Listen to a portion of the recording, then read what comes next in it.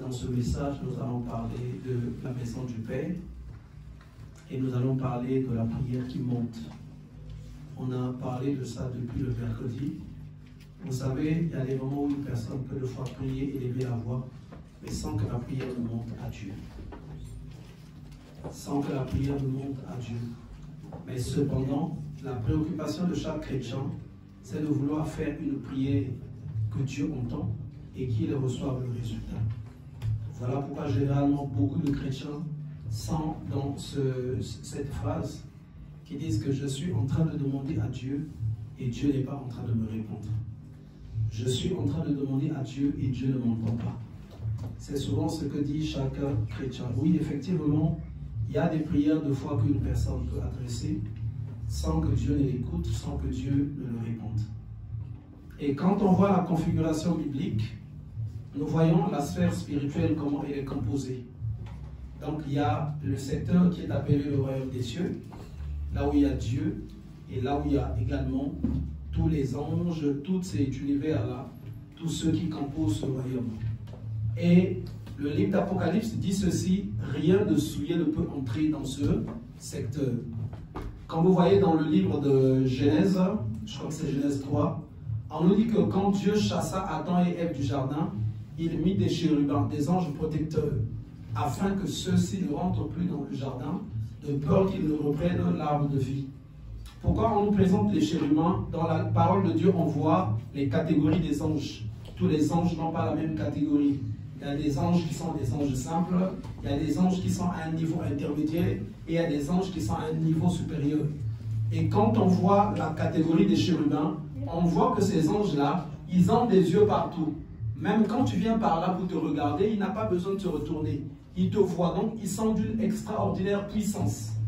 Voilà pourquoi aussi tu ne devais pas ignorer aussi l'œuvre du diable.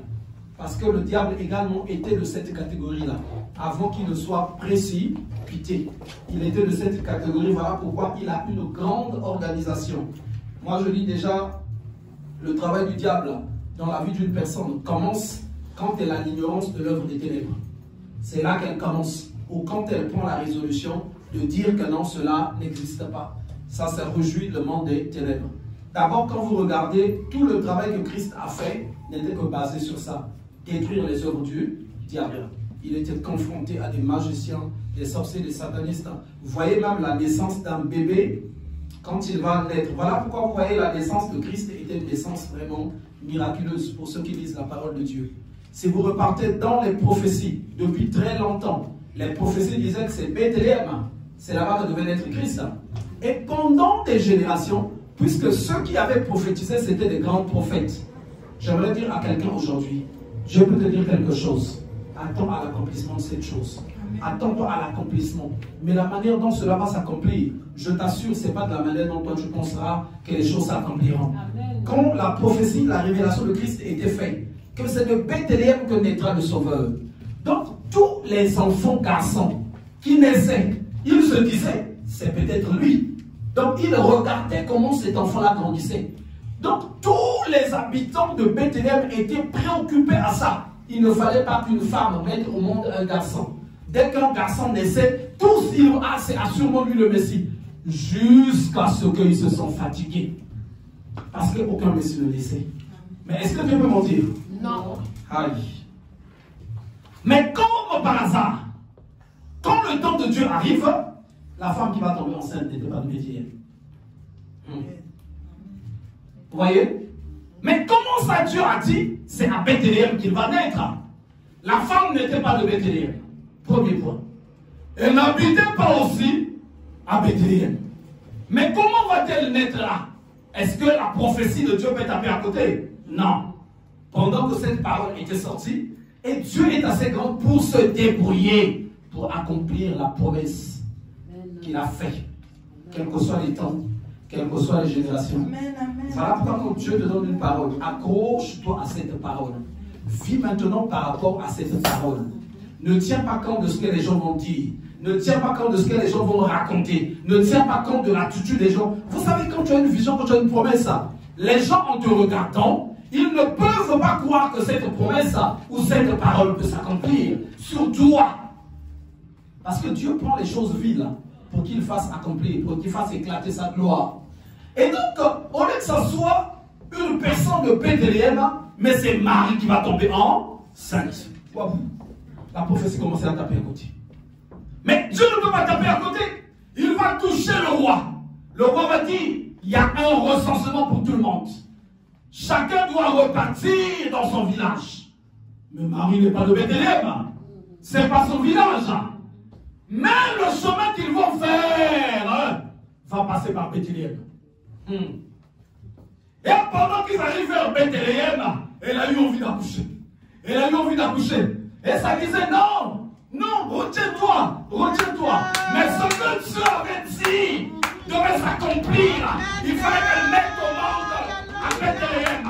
Et c'est là-bas que Marie a enfanté. Parce que le plan de Dieu était décidé comme ça. Et tous ceux qui regardaient l'enfant Jésus, parmi les habitants de Bethléem, les habitants de Bethléem, partout ils passaient, on leur faisait même le marché gratuitement. Parce qu'on ne sait pas, peut-être que c'est celui-là, c'est de là que Christ va naître. Mais Dieu avait caché les choses. Il avait seulement prophétisé par la bouche de son serviteur. Mais il savait que l'accomplissement devait être un mystère. Amen. Un miracle. Voilà pourquoi, appuie-toi sur Dieu. Amen. Et non sur l'homme. C'est Dieu qui connaît le chemin. Comme ce que dit le livre d'Ecclésiaste, tu ne sais pas comment se forment les os dans le ventre de la femme. Donne à la femme un os là, qu'elle avale ça.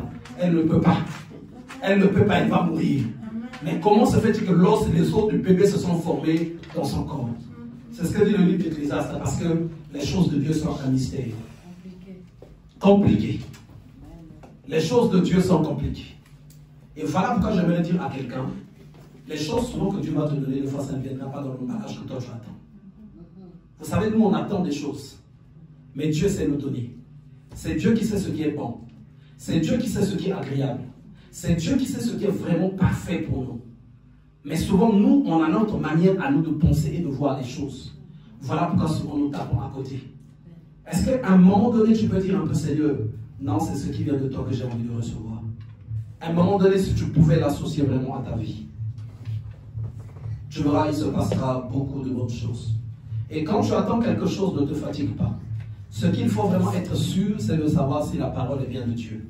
Ta chair peut te parler. Si c'est ta chair qui t'a parlé, tu t'appelleras à côté. Ta promesse de foi, il va te taper à côté. Quand tu fais monter les prières, le royaume des cieux est fermé. Si ta prière ne va pas jusqu'à Dieu, les démons qui sont à côté vont capter la prière. Parce que derrière, en dehors du royaume, voilà pourquoi vous voyez dans la Bible, on parle de 3 ciels. 1er, 2e et 3e. Donc Dieu, il est dans les cieux les plus élevés. Mais avant d'arriver là-bas, vous voyez dans le livre de Daniel, je crois au chapitre 10, quand on va nous dire que Daniel était en jeûne de 21 jours. Il ne mangeait pas, il ne buvait pas, il avait perdu la force. Vous constatez qu'on nous montre qu'il y avait une bataille dans le ciel. Et pendant qu'il priait, il y a un ange qui était mandaté pour apporter un message. Et cet ange va rencontrer une opposition dans le 2e ciel. Et c'est là où il se passe beaucoup de choses. Il y a des gens qui font des prières, mais ta prière ne monte pas. Elle s'arrête quelque part. Elle ne monte pas. Et la prière, ce n'est pas seulement des paroles. Voilà pourquoi tu vois dans la parole de Dieu, on dit ceci, tuons-le avec la langue. La bouche a beaucoup de mystères. La langue est une puissance. Il y a des choses que tu vas déclarer qui vont s'accomplir à partir de ta parole. Voilà pourquoi le Seigneur dit, ne maudissez pas, mais bénissez. Parce qu'à partir de ta parole, tu peux déclarer la naissance de beaucoup de choses. Pour preuve, tu n'avais pas un nom quand tu étais né. Moi, je n'avais pas un nom. Mais c'est une parole qui a dit que tu t'appelles maintenant un tel. Et c'est comme ça que je m'appelle aussi. Quand ton enfant est né, il n'avait pas de nom. Mais quand tu as dit, tu t'appelles un tel, c'est comme ça qu'il va appeler. Même l'État va obéir. C'est ce qu'il a dit, il met le nom. Et c'est comme ça qu'on va commencer à t'appeler. Parce que la parole est puissante. C'est un mystère. Quand tu fais une prière, la prière, normalement, elle monte. Chaque fois qu'une personne prie, si Dieu t'ouvre l'esprit pour voir, il y a un mystère qui se passe. Mais où tu adresses ta prière, qui es-tu pour prier et où va ta prière? C'est les questions qu'il faut se poser. Le magicien, il prie. 2 fois même plus que même d'autres enfants de Dieu. Le sorcier aussi prie. Vous voyez dans la parole de Dieu, beaucoup de sorciers pour t'attaquer, pour t'atteindre, ils sont obligés de jeûner d'abord. Ça, c'est les Écritures qui nous le montrent, c'est pas moi. Ils sont obligés de jeûner parce qu'en jeûnant, il sera plus fort. Voilà pourquoi d'autres batailles qu'une personne a, il faut que cette personne apprenne à jeûner dans ces batailles-là. Si elle ne jeûne pas, l'ennemi aura le dessus parce que les esprits qui viennent le combattre sont des esprits qui sont bien guéris. Raison pour laquelle une personne devrait se poser toujours ces trois questions. Déjà, qui je suis? À qui j'adresse ma prière? Et en même temps, chercher aussi à savoir si cette prière-là monte vraiment. On va lire dans le livre de Matthieu, au chapitre 15, à partir du verset 21. Donc, en parlant de la prière qui monte, Jésus étant parti de là, se retira dans le territoire de Tyr et de Sidon. Et voici une femme cananéenne venait de ses contrées, lui cria: aie pitié de moi, Seigneur, fils de David. Ma fille est cruellement tourmentée par le démon. Amen. Je vais d'abord m'arrêter là. Assurément, dans la parole de Dieu, vous avez pour ceux qui lisent constaté qu'il y a beaucoup des étrangers qui vont accourir vers le Seigneur pendant son ministère terrestre. Beaucoup d'étrangers vont accourir vers le Seigneur. On va nous parler de la femme phénicienne aussi, la femme cananéenne. Ils sont très nombreux qui venaient. Il y a même dans les personnes qui l'accompagnaient, la femme de l'intendant d'Hérode même. Beaucoup de personnes étrangères à sa nation, à sa race, venaient vers lui pour avoir des guérisons et des solutions, des réponses. Aie pitié de moi, Seigneur, fils de David, ma fille est cruellement tourmentée par le démon.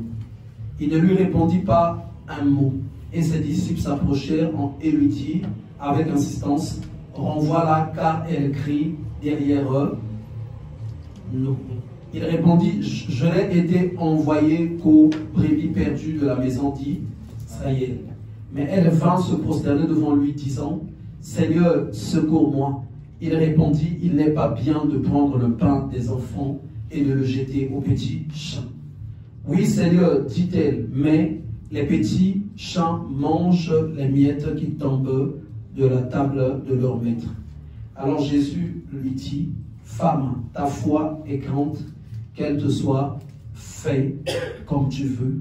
Et à l'heure même, sa fille fut guérie. Amen. Alors, pendant qu'il était dans son ministère terrestre, étant avec les disciples, cette femme va s'approcher de Christ.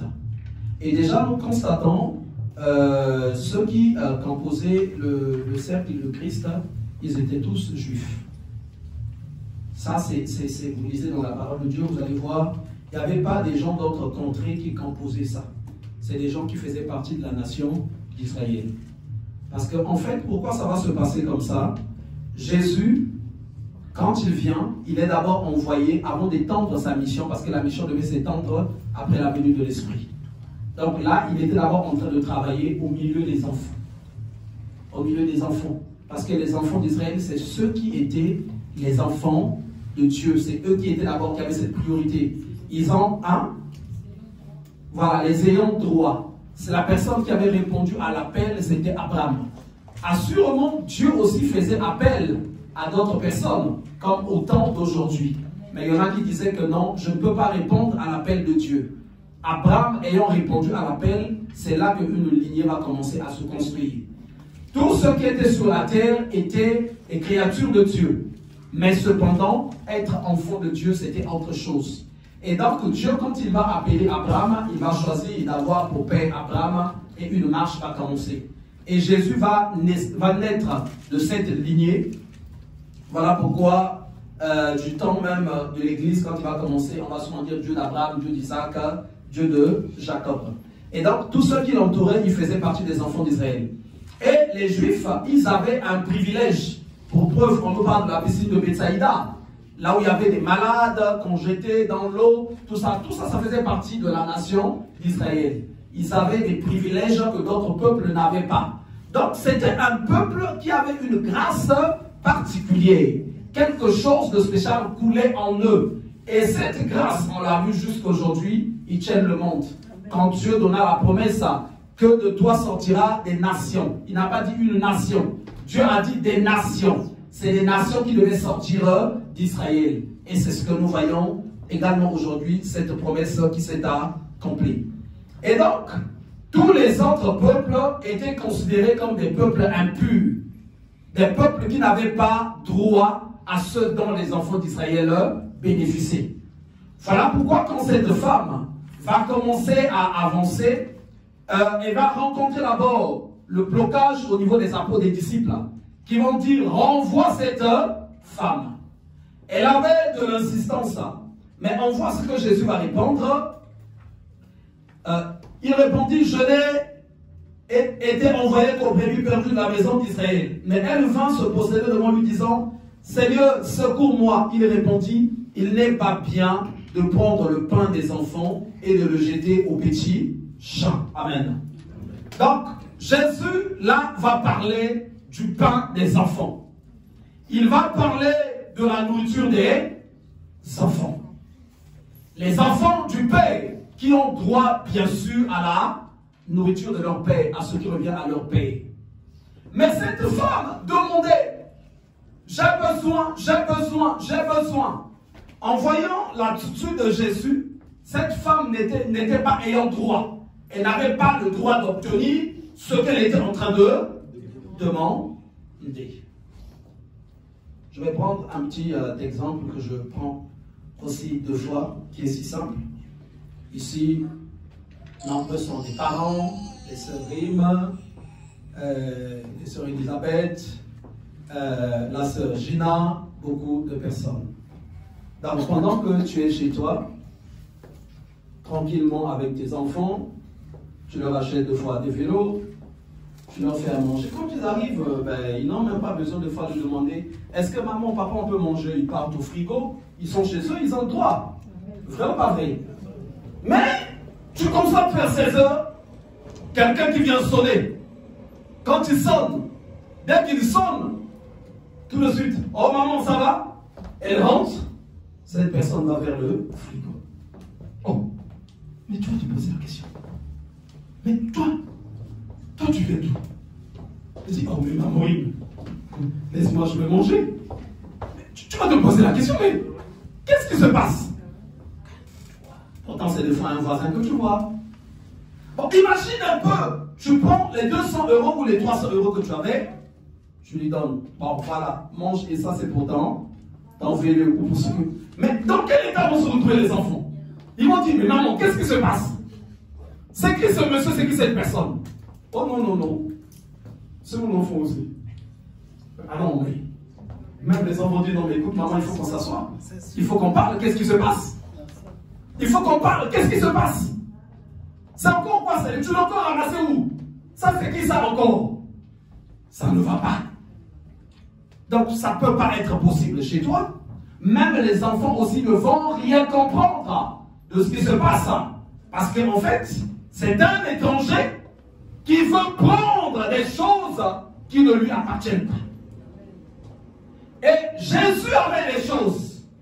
Le miracle, la grâce, la délivrance, la bénédiction, mais sauf que le Père lui a donné ces choses pour les enfants du Père. Donc pour ses frères et pour ses sœurs.